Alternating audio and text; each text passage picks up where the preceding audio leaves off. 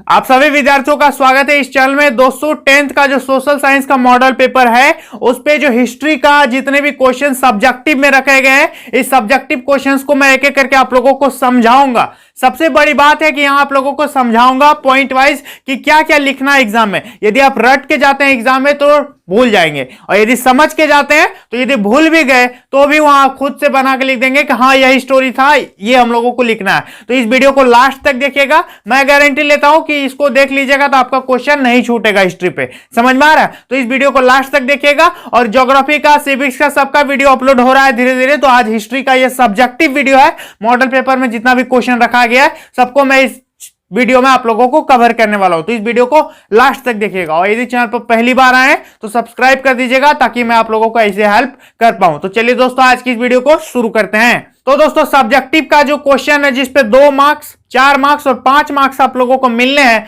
तो हिस्ट्री का हम लोग क्वेश्चंस पर चर्चा करेंगे कि क्या क्या क्वेश्चन आपके मॉडल पेपर पे रखा गया और उसका आंसर क्या होगा। ठीक है, तो सबसे पहले ध्यान दीजिए, 2 वर्ड दिया हुआ है, 2-2 नंबर मिलेगा। इसका आप लोगों को बताना है कि ये होता क्या है, इसे आप क्या समझते हैं। पहला दिया हुआ है कि देख सकते हैं कल्पनादर्श, और दूसरा होता है पिकेटिंग। इन दोनों को लिखना है। इससे क्वेश्चन ये पूछा है कि कल्पनादर्श से आप क्या समझते हैं और पिकेटिंग का क्या अर्थ है। ये इन सब दोनों का आप लोगों को आंसर देना है। तो देखिए बहुत सारे विद्यार्थी रट के जाते हैं, तो इसको समझिए मेरी बातों को ध्यान से। क्या है कल्पनादर्श? कहने का मतलब एक ऐसे समाज की कल्पना करना जो इतना आदर्श है, इतना आइडियल है, ठीक है, कि जहां किसी भी प्रकार का भेदभाव नहीं हो, और ऐसे समाज का साकार होना संभव नहीं है। ठीक है, तो कल्पनादर्श किसे कहेंगे? एक ऐसे समाज की कल्पना करना, ठीक है, इमेजिन करना जो सभी प्रकार के भेदभावों से मुक्त हो, और ऐसा समाज का साकार होना संभव नहीं है। अब आप ही सोचिए कि कोई ऐसा समाज हो सकता है? तो कल्पनादर्श यहां समझ गए। अगला पॉइंट है पिकेटिंग। पिकेटिंग दोस्तों ध्यान देंगे, पिकेटिंग क्या होता है? प्रदर्शन करने का एक तरीका होता है। ठीक है, प्रदर्शन करने का एक तरीका। जैसे किसी का कोई मांग है, पब्लिक की कोई डिमांड है, तो वो क्या करते हैं कि एकदम रोड जाम कर देते हैं, ये करते हैं वो करते हैं। लेकिन पिकेटिंग में क्या होता है? यहां भी डेमोन्स्ट्रेशन होता है, प्रदर्शन करते हैं लोग, लेकिन पिकेटिंग में कुछ अलग होता है। तो एग्जाम में आप लोगों को क्या लिखना है कि पिकेटिंग प्रदर्शन या विरोध करने का एक ऐसा तरीका है। पिकेटिंग प्रदर्शन या विरोध करने का एक ऐसा तरीका है जहां किसी दुकान या फिर कारखाने के सामने, जहां किसी दुकान या कारखाने या फैक्ट्री के सामने लोग इकट्ठे हो जाते हैं और लोगों को आने जाने से रोक देते हैं, वहां जमा हो जाते हैं और भीड़ कर देते हैं। ठीक है, तो इसको कहते हैं पिकेटिंग। समझ में आ गया? तो पिकेटिंग क्या लिखेंगे? पिकेटिंग विरोध या प्रदर्शन करने का एक ऐसा तरीका है जहां जो प्रदर्शनकारी हैं, जो डेमोन्स्ट्रेटर है, वो क्या करते हैं कि किसी भी कारखाने या फिर दुकान के सामने बैठ जाते हैं इकट्ठे होकर के, और लोगों को आने जाने से रोकते हैं। तो इस प्रक्रिया को क्या कहते हैं? पिकेटिंग कहते हैं। तो पिकेटिंग क्या है? विरोध प्रदर्शन करने का एक तरीका है।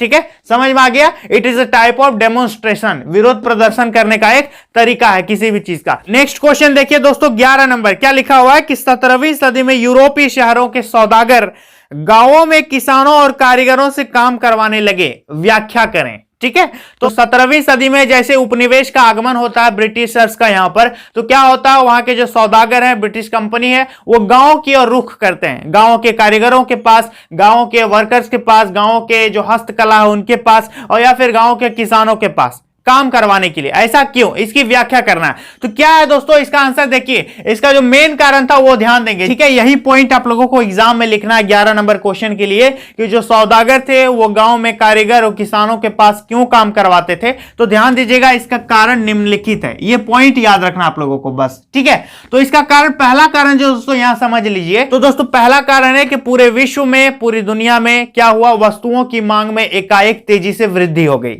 ठीक है, वस्तुओं की मांग में तेजी से वृद्धि होना, यह इसका पहला कारण है। अब तेजी से जब मांग में वृद्धि हो गई तो उतना जो पूर्ति है, वस्तु कहां से आएगा? सिर्फ शहर से संभव है? तो केवल शहर से पूर्ति संभव नहीं था। समझ में आ गया? दूसरा कारण लिखेंगे कि केवल शहर से वस्तुओं की पूर्ति संभव नहीं हो पा रही थी, इसलिए जो है सौदागर क्या किए? गांव की ओर रुख कर गए। समझ में आ गया? तो पहला तो कारण लिखेंगे कि पूरी दुनिया में वस्तुओं की मांग बढ़ गई। दूसरा कारण है कि वह वस्तुओं का जो पूर्ति है, प्रोडक्शन है, उत्पादन है, वो सिर्फ शहर से नहीं हो पाएगा।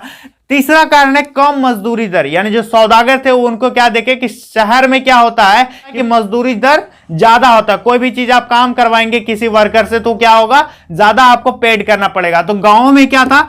कम मजदूरी दर में मजदूर मिल जाते थे। जो काम करने वाला श्रमिक है वो कम दाम में मिल जाता था। कोई कहता शहर में कहता हम 150 रुपया दिन लेंगे, तो आपको गांव में 70-75 रुपए दिन में आप लोगों को मिल जाता था। तो वो क्या था कि मजदूरी दर कम था गांव में। रुक करने का अगला कारण क्या था? मजदूरी दर, कम मजदूरी दर। तो पहला लिखिएगा वस्तु की मांग में तेजी से वृद्धि, दूसरा केवल शहर से संभव नहीं था, तीसरा गांव में मजदूरी रेट कम था, ठीक है, चौथा गांव में काम का अभाव था। अब गांव में किसान खेती कर रहे हैं, खेती खत्म हो गया, आप क्या करेंगे? तो उसके पास भी काम नहीं था और वो लोग सोचे कि चलो काम भी मिल रहा है, तो वह भी खुश ये भी खुश, तो गांव में काम का अभाव था, इसलिए वो वहां आ गए, तो उन लोगों को भी फायदा हो गया। अगला, मजदूर संघ का ना होने का लाभ। सौदागरों को यहां यह भी लाभ हो गया दोस्तों कि शहर में क्या होते हैं कि मजदूर संघ होता है, ठीक है, जैसे कि रिक्शा चालक संघ, मजदूर संघ, यहां तक कि भिखारियों का भी संघ होता है। तो उसी प्रकार से यदि वहां पर यह डिसीजन ले लेता है कि हर मजदूर यदि डिसाइड कर ले कि हमको 300 रुपया लेना है, तो वो मजदूर संघ का यह डिसीजन हो गया, कोई भी 300 रुपया से कम में काम नहीं करेगा। लेकिन गांव में ऐसा किसी भी प्रकार के यूनिट जो है एकीकरण मजदूरों में नहीं था। समझ में आ गया? इस गांव से 10 मजदूर ले लिए, उस गांव से 15 मजदूर ले लिए, इस प्रकार से गांव में एकजुट नहीं थे मजदूर। तो उस तरह से अंग्रेजों को यहां फायदा हो गया, सौदागरों को क्या कि यहां से मजदूर अच्छा मिलेगा हम लोगों को, इन लोगों में यूनिट नहीं है। तो मजदूर संघ का एकीकरण ना होना। अगला कारण, उपनिवेश कंपनी का तेजी से शहरों में फैलाव। तो उपनिवेश जो कंपनी थी वो क्या थी? तेजी से शहरों में फैल रही थी धीरे धीरे, तो शहर से वो वाकिफ हो चुके थे। अब उन लोगों का अगला मकसद था क्या था कि गांव में हम जाएंगे, गांव सस्ता है, ठीक है, गांव में लोग भोले भाले हैं, गांव में सभी चीजें मजदूरी दर मिल जा रही है। ये आप लोग कारण लिख सकते हैं। तो पहला कारण ये लिख दिया, वस्तु की मांग में तेजी से वृद्धि केवल शहर से संभव नहीं था, ठीक है, गांव में रेट कम था, गांव में काम का अभाव था, मजदूर भी चले गए, वो भी काम करने के इच्छुक हो गए, और मजदूर संघ नहीं थे, ठीक है, उन लोगों का कोई यूनियन नहीं था, और उपनिवेश कंपनी का तेजी से फैलाव हो रहा था। तो ये कारण है, इसलिए सौदागर जो है गांव में कारीगरों और किसानों से काम करवाते थे। समझ में आ गया? उन लोगों का ही फायदा था इस पे, ठीक है। चलिए नेक्स्ट क्वेश्चन देखते हैं क्या लिखा हुआ है। नेक्स्ट क्वेश्चन देखिए, खाद्य उपलब्धता पर तकनीक के प्रभाव को दर्शाने के लिए इतिहास से 2 उदाहरण दें। तो खाद्य उपलब्धता, ठीक है, फूड अवेलेबिलिटी को दर्शाने के लिए तकनीक मतलब टेक्नोलॉजी का क्या इफेक्ट है। तो दोस्तों इसका जो खासा उदाहरण 2 आप दे सकते हैं, मांस व्यापार। मांस व्यापार दोस्तों क्या होता था, जैसे ही टेक्नोलॉजी का विकास हुआ, टेक्नोलॉजी विकास होने से पहले मांस व्यापार पर इसका खासा असर पड़ा। कैसे? देखिए, पहले क्या होता था कि एक देश से दूसरे देश जिंदा जीवित पशुओं को आयात निर्यात करते थे, ठीक है, व्यापारी क्या करते थे, इस देश से दूसरे देश जीवित पशुओं को ले जाते थे और वहां पर काट करके उनका मांस को क्रय विक्रय करते थे। समझ में आ गया? जीवित पशुओं को आयात निर्यात किया जाता था। लेकिन जैसे ही टेक्नोलॉजी का डेवलपमेंट हुआ दोस्तों, क्या हुआ, एक ऐसे जहाज का निर्माण किया गया जहां पर फ्रीजर लगाया गया। फ्रीजर मतलब फ्रिज लगाया गया, वहां पर मांस को स्टोर कर दिया जाता था जहाजों पे, ठीक है, और वो जहाज एकदम चल रहे हैं, 2 महीने 3 महीने तक ट्रैवल कर रही है, तो क्या होता था, इस फ्रीजर में जो वो मांस है वो खराब नहीं होते थे।